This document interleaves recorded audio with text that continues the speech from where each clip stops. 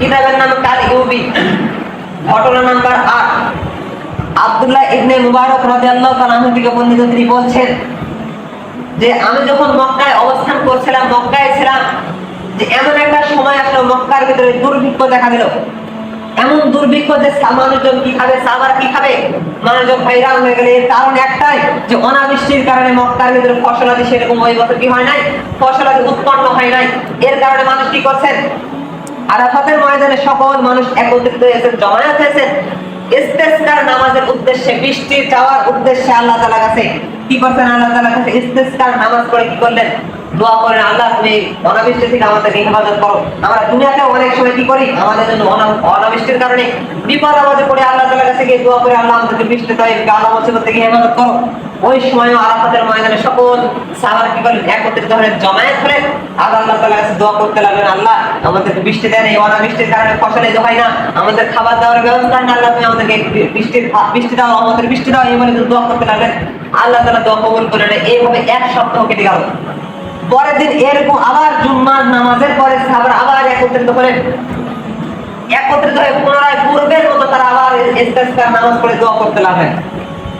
আব্দুল্লাহ ইবনে মুবারক রাদিয়াল্লাহু তাআলা বলেন, আমি এক ব্যক্তিকে দেখলাম, সে দেখতে বড় ভালো না, সে কুৎসিত মানুষ। সে কি করলেন, 2 রাকাত নামাজ আদায় করলেন একাকিত্বে।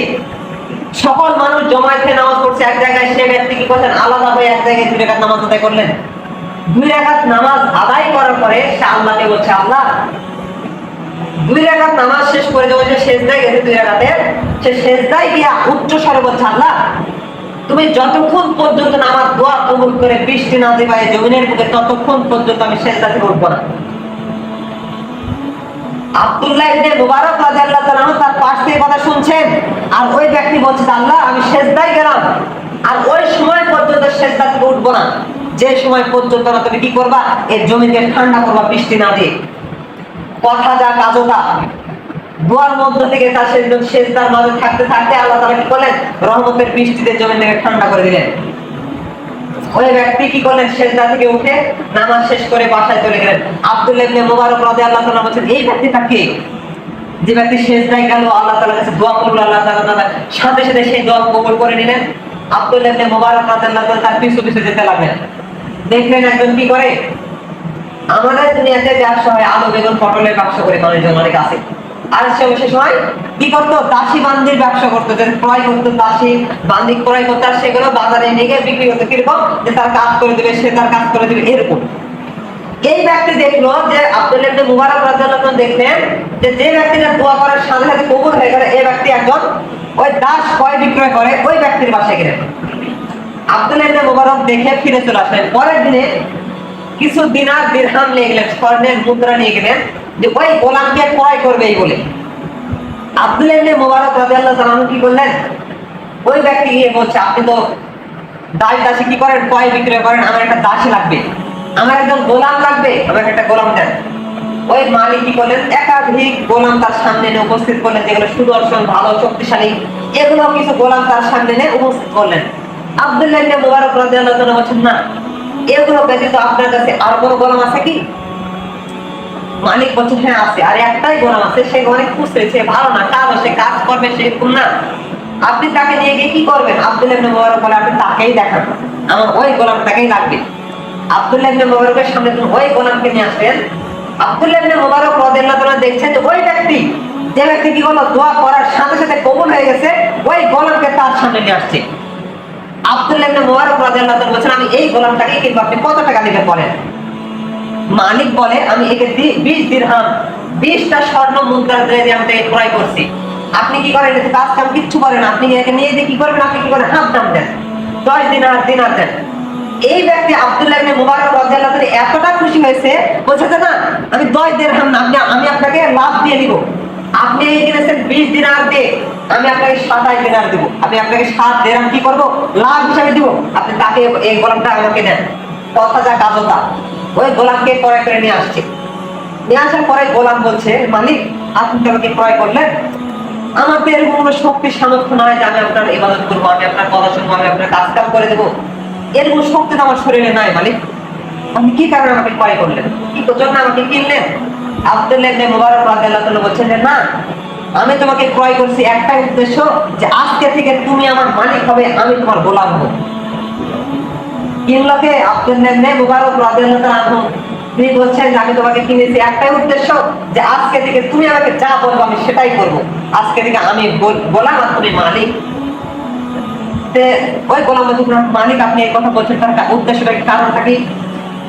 আব্দুল্লাহ ইবনে মুবারক রাদিয়াল্লাহু তাআলা বলেন, আমি গতকালকে দেখলাম যে মানুষ সকলে কি করছে, বৃষ্টির জন্য আল্লাহ তাআলার কাছে দোয়া করছে, কান্নাকাটি করছে। এক সপ্তাহ যাবত আমরা কি হচ্ছে, এই অনাবৃষ্টির ভুগছি, আমাদের দোয়া আল্লাহ তাআলা কবুল করছে না। তুমি সেজদা গিয়ে বললে যে আল্লাহ যতক্ষণ বৃষ্টি না দিবে আমি ততক্ষণ সেজদা করবো না। আল্লাহ তাআলা তোমার সাথে সাথে কি করলো, এবার দোয়া কবুল করে নিয়ে বৃষ্টি দিলেন। তুমি তো জানো মানুষ না, তোমার সাথে আল্লাহ তাআলা কি সম্পর্ক আমি বুঝে গেছি, কাজে তুমি আমার মালিক, আমি তোমার গোলাম। সেই গোলাম বলে না, আল্লাহ তাআলা সেই ব্যক্তিকে বলল, আব্দুল্লাহ ইবনে মুবারক রাদিয়াল্লাহু তাআলা বললেন, রাদিয়াল্লাহু তাআলাকে বললেন যে আপনি কি আমাকে আযাদ করে দিতে পারেন, আপনি কি আমাকে ছেড়ে দিতে পারেন? আব্দুল্লাহ ইবনে মুবারক রাদিয়াল্লাহু তাআলা বলেন, আজকে থেকে যাও, আমি তোমাকে আযাদ করে দাও, তোমার মনে যা চাই তুমি তাই করতে পারো। সাথে সাথে একটা গায়েবী আওয়াজ আসলো। আব্দুল্লাহ ইবনে মুবারক উদ্দেশ্য করে বলছে যে আব্দুল্লাহ ইবনে মুবারক, তুমি যে তাকে আযাদ করে দিলা, তুমি কি করলা, জান্নাতের সুসংবাদ তুমি দুনিয়াতেই পেয়ে গেলা। আল্লাহ তাআলা তোমার আমলের বদলাতে কি করবে, রহমত দিয়ে তোমাকে কি করে জান্নাতে প্রবেশ করাবে। ঠিক ওই গোলাম বলতে লাগলো, আল্লাহ তাআলার সাথে কথা বলতে লাগলো, 2 রাকাত নামাজ পড়লো আর বলতে লাগলো, দুনিয়ার মালিকের যদি এরকম দয়া হয়, আমাকে যেই মালিক সৃষ্টি করেছে ওই মালিকের দয়া কতটা হবে। কি কারণে বললেন, যে ওই ব্যক্তিকে বললো যে আব্দুল্লাহ ইবনে মুবারক, তুমি আমাকে কি করে দাও, আযাদ করে দাও। এক কথাটাই তাকে আযাদ করে দিল, মুক্তি করে দিল। আর ওই ব্যক্তি আল্লাহ তাআলার কাছে 2 রাকাত নামাজ পড়ে বলতে লাগলো, আল্লাহ দুনিয়ার মালিকের যদি এরকম দয়া মায়া ভালোবাসা মহব্বত হয়, তাহলে তোমার কতটা থাকতে পারে। তাদের আল্লাহ তাআলার সাথে ওই ব্যক্তি গোলাম বলছে, আল্লাহ তোমার সাথে আমার একটা চুক্তি ছিল, আমি তোমার সাথে একটা চুক্তিতে আবদ্ধ হয়েছিলাম যে আমি তোমার ইবাদত করি, দাসত্ব করি, গোলামি করি, তুমি যে আমার কথা মানো, শোনো, আমি যে তোমার কথা মানি শুনি, এই কথা তুমি দুনিয়ার মানুষের কাছে কি করবে না, প্রকাশ করবে না। এই কথা অনুযায়ী আমি তোমার 30 বছর ইবাদত করছি। কি আমি বোঝাচ্ছি কি, যে গোপন ইবাদত, আল্লাহ তাআলাকে খুশি করার উদ্দেশ্যে গোপন ইবাদত। কিরকম গোপন ইবাদত? ওই গোলাম থেকে শিক্ষা নেন। সে কি বলছে, যে আল্লাহ তোমার সাথে আমার এই চুক্তি ছিল যে আমি আমার গোপন যে ইবাদত আমি করি, দাসত্ব করি, তোমার এই কথা এই কাজ তুমি কি করবে না, দুনিয়ার মানুষের কাছে প্রকাশ করবে না।